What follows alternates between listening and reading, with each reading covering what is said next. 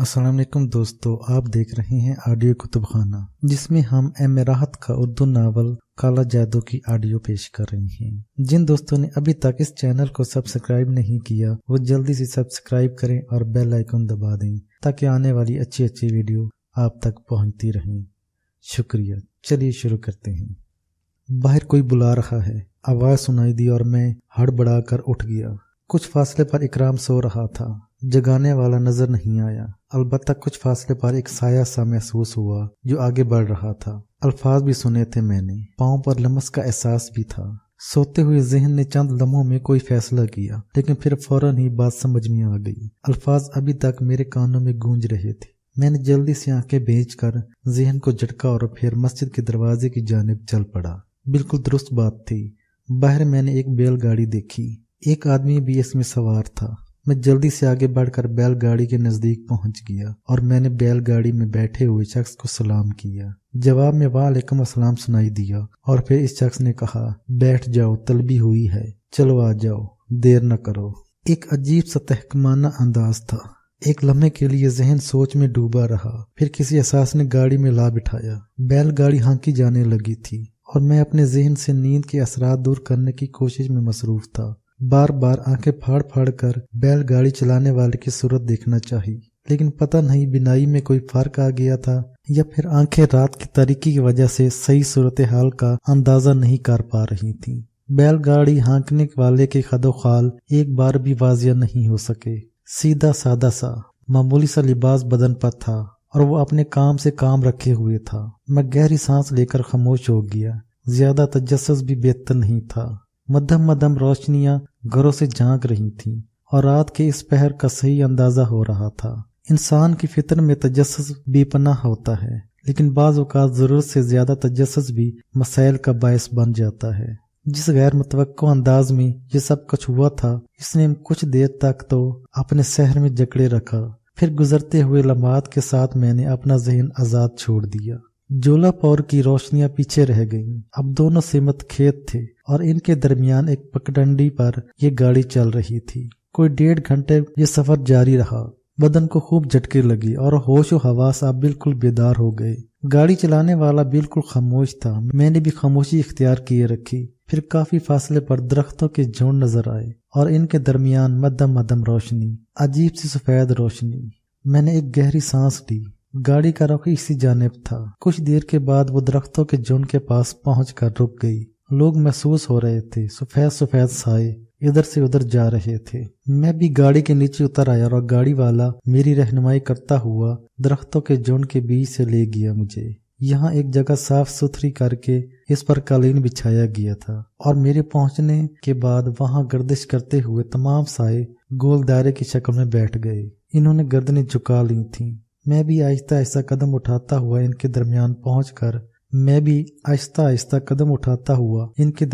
पहुंचने की कोशिश करने लगा तो अचानक ही एक शख्स ने पीछे से मेरे कंधे पर हाथ रखकर मुझे रोक दिया। नहीं, ये कुतुब और अब्दालों की महफिल है, तुम इनके दरमियान न बैठो, तुम्हारी जगह इनके अकब में है, खामोशी से इन्हें की मानत बैठ जाओ। मैंने इन अल्फाज पर गौर किया और हिदायत के मुताबिक बैठ गया। कुतुब और अब्दाल। मैंने दिल ही दिल में सोचा, बड़े मर्तबे होते हैं, भला मेरा इनके दरमियान क्या दखल। ताहम दो जानू बैठ कर गर्दन इसी अंदाज में खम कर ली। आंखें खुद ब खुद बंद हो गईं और यूं महसूस हुआ जैसे बंद आंखों में बहुत से मनाजर रोशन हो गए हों। मैंने इन तमाम सायों को खड़े होते हुए देखा। मध्यम मध्यम आवाजें कानों में उभर रही थीं और गुफ्तगू की जा रही थी। फिर चंद अफराद मेरी जानिब मुतवज्जो हुए और एक शख्स ने मुझे बगौर देखते हुए कहा, न तुम कुतुब हो न अब्दाल, और यही तजवीज़ किया गया है तुम्हारे लिए भी कि अभी रुकनियत इख्तियार किए रखो। एक कारकुन की कदर कीमत भी बहुत होती है और जो तजवीज़ किया जाए वही ज्यादा बेहतर कि तर्क दुनिया के लिए बहुत कुछ तर्क करना पड़ता है, लेकिन बुरा नहीं कि दुनिया से तुम्हारा ताल्लुक रहे। हाँ, जो जिम्मेदारियां सौंपी जाएं इनकी अंजाम दही के बाद ही मंजिल मिल सकती है। सो जिम्मेदारियां निभाने के लिए अभी कुछ वक्त है।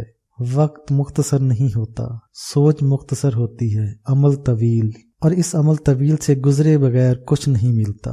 लेकिन तर्क कर देना, चाहो तो आरजू करना और न चाहो तो नुकसान नहीं। तुम्हारा वास्ता चंद अफराज से है और जहाँ से इब्तदा हुई وہاں واپسی لازمی ہوگی، اور اس کے بعد چھوڑنا چاہو گے تو قبول کیا جائے گا، وہ بھی فیصلے کے بعد اور عمل کی گنتی گن کر۔ چنانچہ تمہارے لیے طے پایا کہ جہاں ذمہ داریاں سونپی جا رہی ہیں وہاں تمہاری بھی کچھ ذمہ داریاں ہیں۔ وہ جو تم سے زیر ہوا بے شک وہ ابھی حیات ہے، تمہیں اس کا پیچھا کرنا ہے۔ 7 کھونٹے گاڑے ہیں اس نے، اور یہ 7 کھونٹے اکھاڑنے ہیں تمہیں، کہ ذمہ داریاں تم پر سے کم کر دی گئی ہیں۔ جو پورنیاں تم نے اپنی حماقت سے خود پر چڑھا رکھی تھیں وہ ایک گندی روح کا شکار ہو گئی، اور تم خوش قسمتی سے اپنے وقت کی طوالت کم کرنے میں کامیاب ہو گئے۔ لیکن وقت مختصر نہیں ہوتا اور تمہیں اس طوالت سے گزرنا ہے۔ وہ 7 کھونٹے رفتہ رفتہ تمہارے سامنے آئیں گے، اور یہ تمہارا فرض ہوگا کہ انہیں اکھاڑ پھینکو۔ بڑی بڑی باتیں ہی نہیں، چھوٹے چھوٹے کام بھی ہوتے ہیں، اور صرف بڑے ہی کاموں کی طرف توجہ دینا بالکل غیر مناسب۔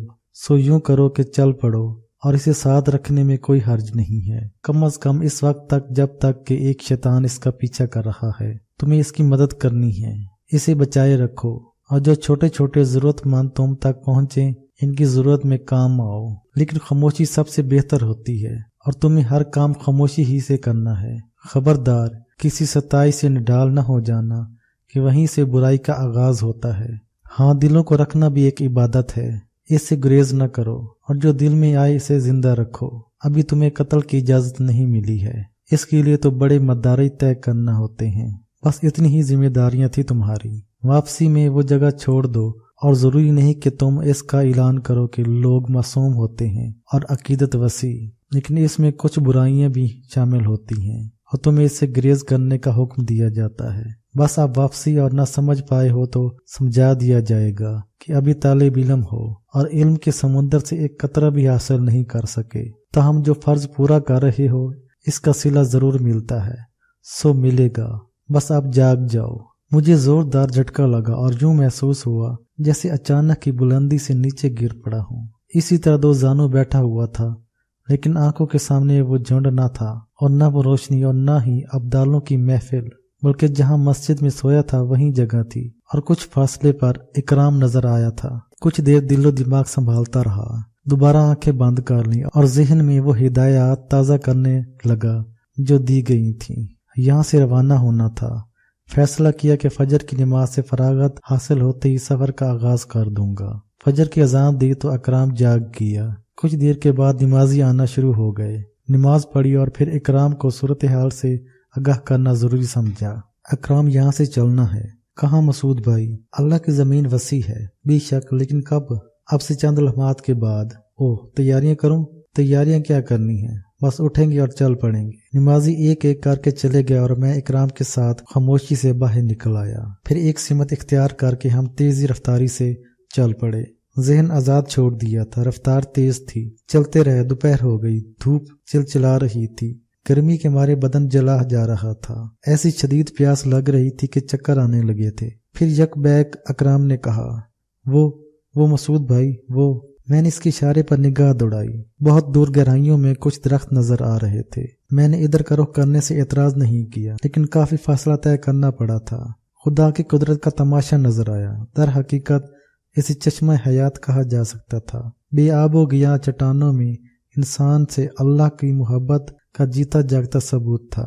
ایک چٹان سے چشمہ رس رہا تھا، اور پتھریلی شفاف گہرائیوں میں ننھی سی جھیل ہلکولے لے رہی تھی۔ پانی اتنا شفاف تھا کہ تہ کے پتھر تک نظر آ رہے تھے۔ ساتھ میں تاڑ کے درخت اگے ہوئے تھے۔ پیلے پکے تاڑ کے پھل دور دور تک زمین پر بکھرے ہوئے تھے۔ اکرام نے سوالی نگاہوں سے مجھے دیکھا۔ اللہ کی ملکیت ہے اور ہمیں اجازت ہے۔ پانی پیا، تاڑ کے پھل کھائے اور آرام کرنے لیٹ گئے۔ چشمے کے پانی سے چھو کر چلنے والی ہواؤں نے پلکیں جوڑ دیں اور سورج ڈھلے تک سوتے رہے۔ اکرام نے بدحواسی سے مجھے جگایا۔ کیا ہوا؟ عصر کی نماز نکل گئی، ابھی وقت ہے۔ ہم نے عصر کی اور کچھ دیر کے بعد مغرب کی نماز پڑھی، پھر سفر کے لیے تیار ہو گئے، پانی پیا اور چل پڑے۔ دن کا سفر رہ گیا تھا، اس لیے قصر پوری کی اور آدھی رات تک سفر جاری رکھا۔ اس طرح 4 دن گزر گئے۔ پانچویں دن بھی ایک دشت میں قیام کیا، لیکن یہاں سے کوئی میل بھر کے فاصلے پر روشنی نظر آئی اور میں نے اکرام کو ادھر متوجہ کیا۔ اکرام نے ایک درخت پر چڑھ کر دور تک دیکھا، پھر نیچے آ کر بولا، پوری آبادی ہے اور کوئی اچھا خاصا شہر ہے۔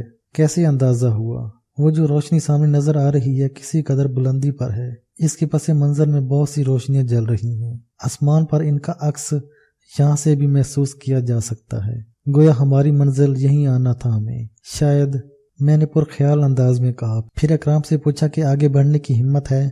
क्यों नहीं मसूद भाई, आओ फिर इस फैली रोशनी में क्याम करते हैं, देखें वहाँ क्या है। हम चल पड़े। रोशनी एक खानगाह के चिराग की थी जो ताक पर जल रहा था।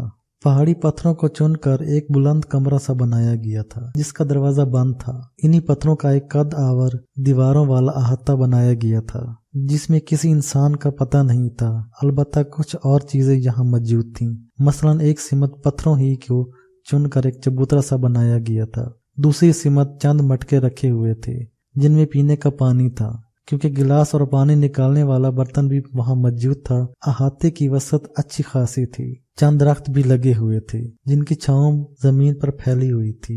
ऊपर कुछ झंडे जैसे भी लगे हुए थे जिनसे ये इजहार होता था कि ये खानगाह किसी का मजार भी है। मगर मुकम्मल वीरानी छाई हुई थी। यहाँ कोई मौजूद नहीं था, या अगर कोई होगा तो फिर इस वसी व अरीज कमरे के अंदर होगा। हमें इससे कोई गर्ज नहीं थी। हम तो रोशनी देखकर चले आए थे। और इकराम के बयान के मुताबिक दूसरी सिमत एक वसी व अरीज आबादी फैली हुई थी। मध्यम मध्यम रोशनियां इस आबादी में जिंदगी का पता देती थी। ये जगह खासी अलग थलग थी और किसी पहाड़ी कटाव की बुलंदी पर वाक़या थी। बस्ती नीचे की सिमत आबादी थी। मैंने एक गहरी सांस लेकर इकराम को देखा और कहा, इकराम अच्छी जगह है, क्या ख्याल है? हाँ मसूद भाई, आपके कहने के मुताबिक अल्लाह की वसी व अरीज जमीन पर हर जगह अच्छी है, तो बस फिर यही क़याम करना ज्यादा मुनासिब होगा। आप वो गोशा अपना लें, दरख्तों की पनाह में पहुंच जाएं। इकराम ने हस्बे आदत गर्दन हिला दी और हमने एक साफ सुथरी जगह पर डेरा डाल लिया। वक्त गुजरता रहा। सोने की कोशिश कर रहे थे। न जाने रात का कौन सा पहर था कि अचानक कुछ आहटें महसूस हुई और इकराम उठकर बैठ गया। कोई आ रहा है भैया, इसने कहा। आने दो, खुदा के बंदे ही होंगे। मैं लापरवाही से बोला, मालूम किया जाए कौन सी जगह है। मेरा ख्याल है मुनासिब नहीं है। सुबह सूरज निकलेगा, खुद ब खुद पता चल जाएगा। जो कोई भी है न जाने किस मकसद के तहत आया है। इकराम खामोश हो गया और हम इंतजार करते रहे। फिर यके बाद दिगरे ऊपर आने वाली सीढ़ियों से चंद सर उभरे। मध्यम रोशनी में इनके खदोखाल तो वाज़ेह नहीं हो सके। आने वालों की तादाद गालिबन 7 थी। कोई सामान उठाए हुए थे। खानगाह के दरवाजे के बगली हिस्से से गुजरते हुए वो गालिबन खानगाह के अकब में चले गए। हम खामोशी से बैठे इन्हें देखते रहे थे। न जाने क्या सामान लदा हुआ था इनके शानों पर। हमारा ख्याल था कि शायद वो वापस आएं। इंतजार करते रहे लेकिन कोई वापस नहीं आया और फिर आहिस्ता आहिस्ता आंखों में नींद रींग आई और हम दोनों ही सो गए। सुबह को मामूल के मुताबिक आंख खुल गई थी। फजर की नमाज का वक्त करीब आ रहा था। नमाज पढ़ने इकराम? हाँ मसूद भाई। वुज़ू का इंतजाम था। नमाज पढ़ी और फिर वहां से आगे बढ़ाए। बड़ा सुहाना वक्त था। आसमान से नूर बरस रहा था। तहद्दे निगाह खामोशी छाई हुई थी। हम दोनों इस सिमत खड़े हुए। यहाँ से गहराई में बिखरा शहर नजर आ रहा था। न जाने कौन सा शहर है, मालूम हो जाएगा, लेकिन वसी है और खूबसूरत है। ओह वो देखिए, अचानक इकराम ने इशारा किया। 2 आदमी थे जो खानगाह की बगली गोशी से टहलते हुए बाहर निकल आए थे। हम इनसे ज्यादा दूर नहीं थे। फिर इन्होंने हमें देख लिया। दोनों ठिठक गए। फिर तेज तेज कदमों से चलते हुए हमारे पास आए। जवान आदमी थे और आंखों में किसी कदर शोभे के आसार थे। क्या कर रहे हो यहाँ? इनमें से एक ने सख्त लहजे में कहा। अरे भाई, न सलाम न दुआ, अजीब सवाल किया है तुमने। मैंने मुस्कुरा कर कहा, इतनी सुबह यहाँ क्या कर रहे हो? नमाज से फारिग हुए हैं और उसने खुदाबंदी देख रहे हैं। नमाज से फारिग हुए हो? दूसरे ने किसी कदर हैरत से कहा। क्या रात को यहाँ रहे हो? पहला बोला, हाँ मुसाफिर हैं, सफर कर रहे थे।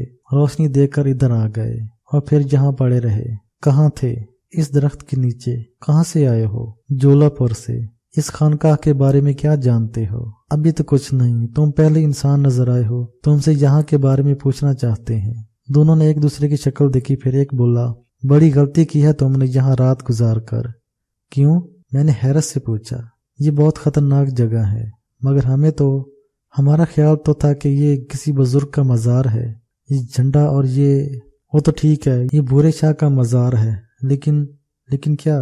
बेवकूफो, यहाँ मगर के बाद किसी का आना मना है। मगरिब से पहले पहले लोग चले जाते हैं क्योंकि इसके बाद यहाँ शेर आ जाते हैं। शेर? हाँ, भूरे शाह के गुलाम। احاطے کی صفائی کرتے ہیں، بھورے شاہ کے دربار پر حاضری دیتے ہیں۔ ہم لوگوں نے خود دیکھا ہے، ایسے میں اگر جہاں انسان موجود ہوں تو تم خود سوچو کیا ہو سکتا ہے، کیا ہو سکتا ہے؟ میں نے حیرانی سے کہا۔ خوش نصیب ہو تم بچ گئے، ورنہ پتہ چل جاتا کہ کیا ہوتا ہے۔ دوسرا ہنس پڑا۔ شیروں نے کسی کو ہلاک کیا ہے کیا؟ لوگ تمہاری طرح بیوقوف نہیں ہیں۔ دھوپ چڑھتے منتے مرادیں مانگنے آتے ہیں اور دھوپ ڈلے چلے جاتے ہیں۔ کوئی ہو تو شیر اسے ہلاک کرے گا۔ آئندہ یہاں نہ رکنا۔ آپ لوگ کون ہیں؟ ہم خدام ہیں بھورے شاہ کے۔ شیروں نے آپ کو نقصان نہیں پہنچایا تو اندر رہتے ہیں، مگر تم بحث کیوں کر رہے ہو؟ دوسرا تیز لہجے میں بولا۔ اس لیے کہ ہمیں تم سے اختلاف ہے۔ کیسا اختلاف؟ شیر اگر یہاں آتے ہیں تو عقیدت مند بن کر۔ اس وقت وہ شیر نہ ہوتے ہوں گے، بزرگ کے خادم ہوتے ہوں گے، کسی کو نقصان نہیں پہنچا سکتے۔ یہ تمہاری خام خیالی ہے۔ ویسے یہ شہر کون سا ہے؟ اعظم آباد۔ تم یہ بھی نہیں جانتے؟ ہاں، معلوم نہیں تھا۔ چلو ٹھیک ہے، اب معلوم ہو گیا۔ شام ہونے سے پہلے یہاں سے بھاگ جانا۔ وہ آگے بڑھ گئے۔ میں نے مسکرا کر اکرام کو دیکھا۔ کیا کہتے ہو اکرام؟ عجیب سی باتیں ہیں، مگر ہمیں کیا؟ نہیں اکرام، اب یہی ہمارا ٹھکانہ ہے جب تک۔ میں نے جملہ ادھورا چھوڑ دیا۔ اکرام نے چونک کر مجھے دیکھا اور خاموش ہو گیا۔ عقیدت مندوں نے آنا شروع کر دیا تھا۔ پھول، ہار، چادریں، خانقاہ کا دروازہ کھل گیا۔ ہم نے بھی اندر موجود مزار کی زیارت کی۔ ایک وسیع قبر بنی ہوئی تھی جو پھولوں اور چادروں سے ڈھکی ہوئی تھی۔ دوپہر کے بعد رش بڑھ گیا۔ کچھ خوانچے والے بھی آ گئے۔ میری جیب میں 8 روپے موجود تھے، جولو پور سے نکل آئے تھے، اس لیے خرچ پھر ملنے لگا تھا۔ جو کچھ ملا خرید کر پیٹ بھر لیا۔ یوں پورا دن گزر گیا۔ سرے شام لوگوں نے واپسی شروع کر دی۔ کچھ گھبراہٹ سی پائی جاتی تھی۔ غالباً اسی روایت کا نتیجہ تھا۔ دیکھتے ہی دیکھتے انسان غائب ہو گئے، سورج چھپ گیا۔ ہم نے پرانا ٹھکانہ سنبھال لیا۔ خانقاہ کا دروازہ بند ہو گیا، چراغ روشن ہو گیا۔ اب اکرام بھی اس ماحول سے پوری دلچسپی لے رہا تھا۔ رات کو اچانک وہ دونوں آ گئے، پورے احاطے کا چکر لگا کر ہماری طرف آئے تھے۔ ارے تم ابھی تک یہاں موجود ہو؟ ہاں بھائی، ابھی کچھ وقت یہاں گزاریں گے۔ اور ہم نے جو کچھ کہا تھا اللہ مالک ہے۔ دونوں کچھ سوچتے رہے، پھر واپس لوٹ گئے۔ لیکن کچھ دیر کے بعد وہ پھر آئے۔ ایک کے ہاتھ میں کھانے کے برتن تھے۔ خانقاہ کے مہمان بنے ہو تو لو کھانا کھاؤ۔ جزاک اللہ۔ میں نے انراف نہ کیا۔ وہ کھانا رکھ کر چلے گئے اور ہم کھانے میں مصروف ہو گئے۔ پانی کے برتن بھی تھے۔ عمدہ کھانا تھا، خوب ڈٹ کر کھایا، پھر پانی پیا، لیکن اچانک پیتے ہی سر بری طرح چکرانے لگا۔ عجیب سی کیفیت ہو گئی تھی، ہر شے گھومتی محسوس ہو رہی تھی۔ اکرام لمبا ہو گیا۔ میں نے اسے آواز دینا چاہی لیکن زبان ساتھ نہ دے سکی، اور پھر میں بھی دنیا و مافیا سے بے خبر ہو گیا۔